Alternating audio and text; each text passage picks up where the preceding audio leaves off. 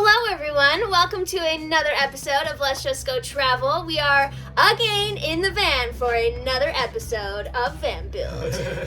So today we are going to be starting on the framing of the inside of the van. So prepping for things like walls and cabinetry and stuff like that. So Insulation. Oh yeah. So electrical. I think the last thing you guys saw us do was just put in these swivel seats in the front. So haven't really done a whole lot yet on the van. It's embarrassing how long it's So been. we're going to push forward and try to get a lot done this month. And yeah, so today we're going to be working on starting the process of getting framing on. So we have to put like rib nuts in the wall, and we're also going to be prepping other stuff like doing more sound deadening on the walls so we can eventually get into insulation on the walls.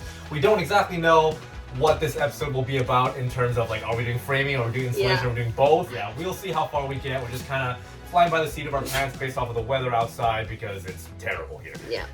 And we need to update you guys on our leak situation because I think we mentioned that in the last episode with the swivel. So I'm gonna get Mike to explain that real quick. We told you guys last time there was a dent right here in this area that was kind of dripping in a little bit of water when it rained really heavy. So over the past week we got that fixed. We just kind of DIY'd it. We took a jack and a piece of 2x4 and just slowly incrementally jacked it up, and then I sanded it down and sealed it all up again. So no more leak here. Hopefully that is the end of our water issues here in the van, but we'll see. So yeah, first things first, we're just kind of wiping off the walls. Dana's gonna tackle a sound deadening. The first thing I need to do is to get rid of this wire loom or just relocate it to up here so we can have one of our framing pieces run along this section.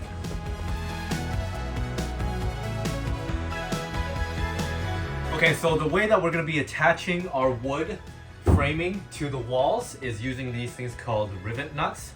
So there's a couple ways that people can do this. Sometimes people just take their piece of wood and just use self-drilling screws and just drill it right into the metal. We're not doing that. We're going to be using, like I said, rivet nuts, which are basically these little metal inserts, I don't know if you can see, that go perfectly into these factory holes. And then you use this tool to like mushroom out one end. And what basically happens is that it turns it into this. I don't know how well you can see, but it kind of squishes one part of it so it cinches up really nicely on the edge of this sheet metal. So we have threads to put a bolt into. So that's the plan. There's a lot of these holes throughout the van, so we're gonna pop these in as many places as we need to for where our frame is gonna go. So let's do it. Place it into the hole. You got to make sure that you're holding it nice and straight and level and everything. And then you press.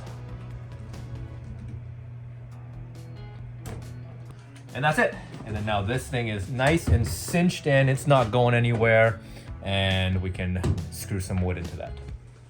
Nice.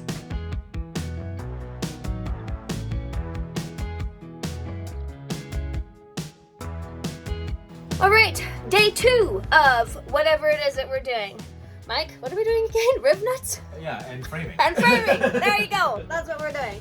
So today we have basically finished putting in all the rib nuts, which are these little thingies that we showed you the other day. And yeah, we have been kind of going back and forth the last little while on what our layout will be.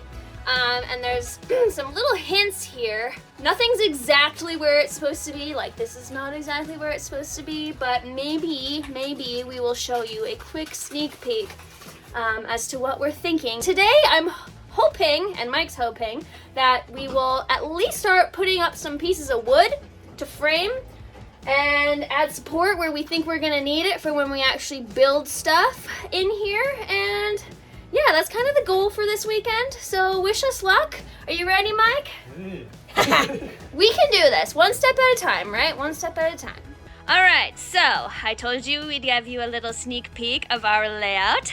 So basically, you're gonna walk in from here, and kind of where that, there'll be like a big kitchen cabinet there. And then on this side, this is gonna be a bit open, and Mike, this is gonna be kind of his office space. Yeah, so like I would sit here and there'd be some sort of like computer monitor set up in front of me in a cabinet. and like maybe a flip down table where like a keyboard and stuff would go. Upper storage here, like upper cabinets. Just right a small little one because there's not a ton of space. So yeah, so there'd be a computer monitor here, and then I think underneath is like a pull-out drawer for like shoes and stuff. Oh, not drawer. I think it's just exposed, but we'll figure it out. But yeah, shoe storage will go under it.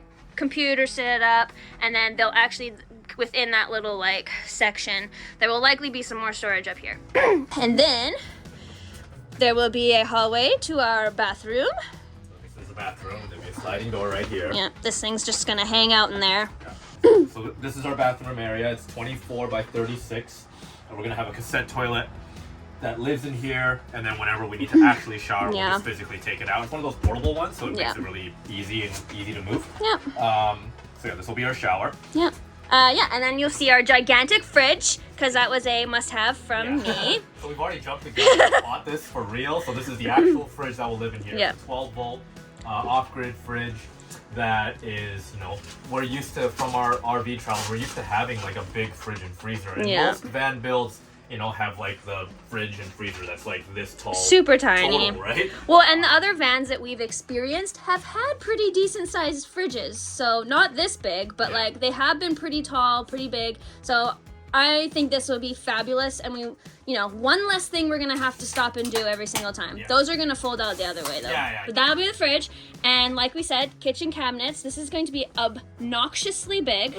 Yeah, this countertop will basically run all the way from the edge corner of the door there, all the way to kind of that like green line. Where this green line ends. Yeah. So that's all going to be cabinet. Yeah. Now, this is where you're probably like, well, where's your bed? Where's your bed? What's this stupid line up here? Why is there like things on the ground? Anyways, this is the plan. This is where things changed. Yeah. So, originally, you tell us. Okay, yeah. So the original plan was to just have a fixed platform bed around, I guess, around sort of this height, and it would just stay here and live here, and it would be permanent. There'd be upper cabinets there'd be and upper like cabinets on each side. So we're scrapping all of that now. Yeah. So we're scrapping all of that, and now we've decided that we're gonna have an elevator bed. Okay, so we've done a lot of research over the last few days about what's out there, electronic bed lift systems, stuff like that. There's a few. Yeah, we're still kind of in the research phase. I think I have one picked out, but we'll talk about that later. Yeah. But yes, the plan is to have an elevator bed that will kind of cinch up to the ceiling and kind of. We're just guessing. We're just guessing that it'll kind of be this height, so you know, like you will have to duck down here. I will. Dana probably may not. I may or may not. Yeah, depending on the size of our bed mattress. So that'll be the bed, and underneath it is gonna be, like we said, the kitchen cabinet that ends right over here, and the rest of it is gonna be this big L couch. Yeah. So. You know, we kind of just have random stuff kind of lying on the floor to kind of mimic show where it'll it be. Is. But kind of imagine there's, you know, like a seat right here. Yeah.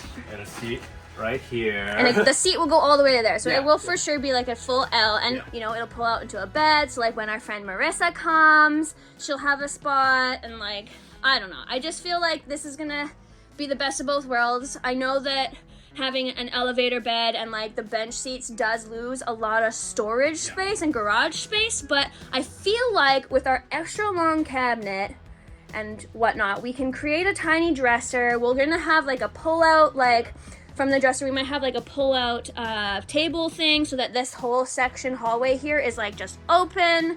And I think the dogs will really love it. They're already kind of getting used to hanging out in this area. But anyway, that's the story. That's where we're at. We have pretty much finished putting in all the rib nuts now, so now we can get into actually putting framing up on these walls. So let's get into that. We've got to clean out all this first, but let's do it. Yoo-hoo!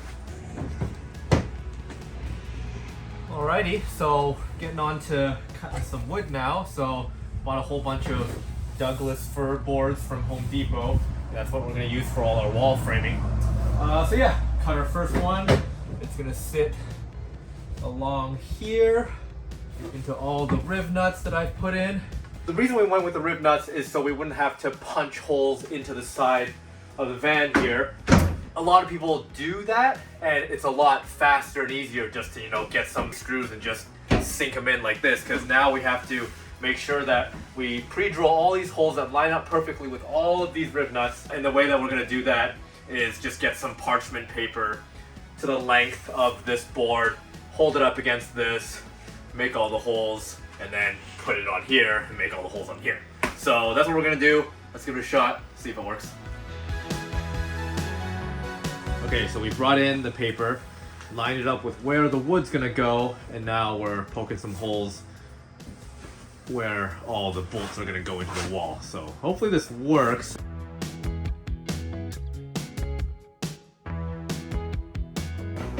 All right, so we brought in that piece of wood. It worked out for the most part. We had to go and like re-drill a couple holes just to make them a little bit bigger, but this fits pretty good. So that's our first piece of framing. We of course have so much to do. We're also gonna add a layer of Reflectix behind the wood, so the wood is not touching the metal directly, so it has like a little bit of a layer in between. So we're gonna do that now. We're gonna keep pushing forward, but yeah, our test piece, success.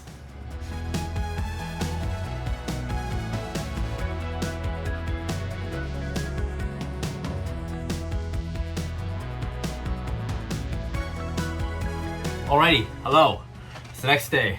So we got up bright and early and we started tackling this vertical piece right here. It goes up and down here. And you can see it on the floor, that's the one we were trying to work with this morning. This wall is way curved at this section. It's very hard to get your holes lined up with your riv nuts, especially the way that we were doing it with the construction paper and poking holes. Like, it didn't work well at all. And that's basically a wasted board down there. So we gotta get a new one. Yeah. And we're gonna try a different method because it's just not really working out as well as we wanted to. So we got a lipstick. Found this other method online. So you just use the lipstick, put it around the rib nut holes, press your wood up against it. Let's see if it works.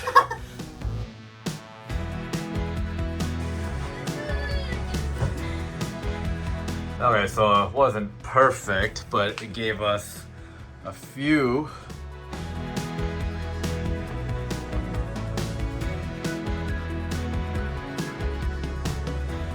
Okay, after much finagling this morning. Many hours. Yeah. I mean many, which is ridiculous. We got this one up. So the lipstick method does work, but man, it is hard working with these rib nuts. Like, it's, you know, if you don't have your hole perfectly drilled, it's gonna just strip and ruin the rib nut essentially.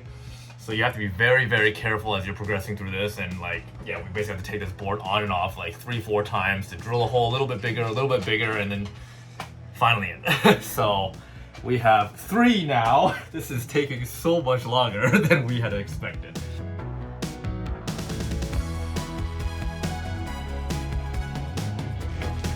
All right, this one, much easier. 5 minutes, that was it. This one took like no time at all. So. The other one took like 3 hours.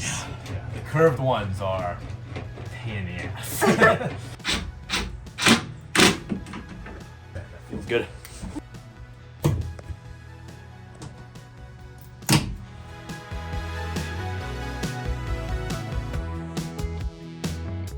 All right, power is off. Yeah, now that we're getting to the driver's side, we have to disconnect basically all the ceiling lights in here and undo them, so it's gonna get dark in here.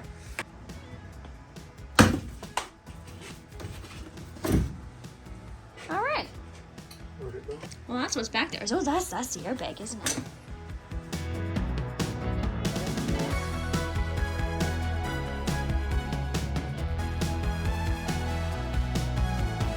So we have finished pretty much all the ones that run down the length of the van.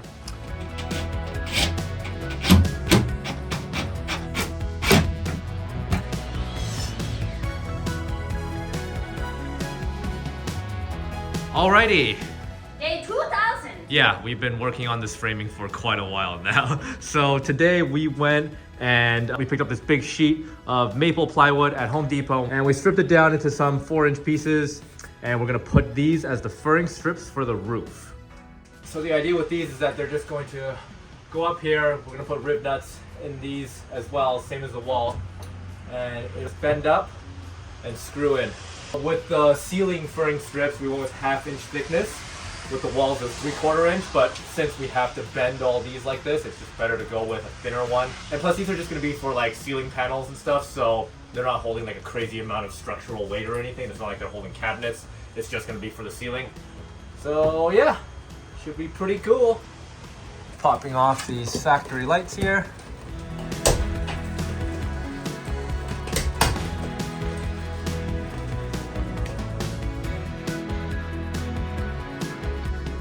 to mark these ones, especially on like the outside curve here, we've just put in one of the bolts that we're gonna use, put lipstick on it so we can press the board up against it and get a good mark, because just putting it on, we tried putting it on just the rivet nut, but these things don't bend enough for us to do that. So, but this worked really well.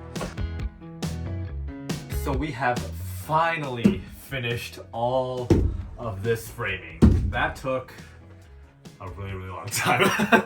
Lessons learned along the way, riv nuts are hard. It is incredibly difficult. Well, actually, no, I'm exaggerating, but when we first started, it was really hard to line up the wood to the riv nuts and make sure that you were, you know, in alignment and all this stuff. But once we figured out like the lipstick trick, it made it a lot easier. But this was definitely a lot of work. We have now finished the basic framing of all of the walls that are gonna go inside of the van, as well as all of the ceiling strips. Yeah, we are going to call it for this episode. We're not completely finished, just we still need to add some that goes straight down to the floor. We were wanting to get our actual floor in before we finish all the framing strips that go all the way to the bottom. We also need to frame some of the inset sections, but we're gonna kind of do that as we go. So in terms of like the wire loom that comes out from the front, it used to come out like on a lower section of this, so we rerouted it to up here, moved it across here. It goes all the way over to here, and then kind of angled this piece of wood so we could sit nicely. It goes behind these ones, and then up through this notch here, across. Oh, we still haven't fixed this section. Yeah, this will go through this notch here and then down. So that's the story with the factory wire loom and keeping it all nice and out of the way for when you can build your walls. I think that's gonna work out great. For these two right here, these did not bend to match the curve of the wall on either side. But yeah, that should still be fine for building out all of our walls. And the ceiling strips are looking good.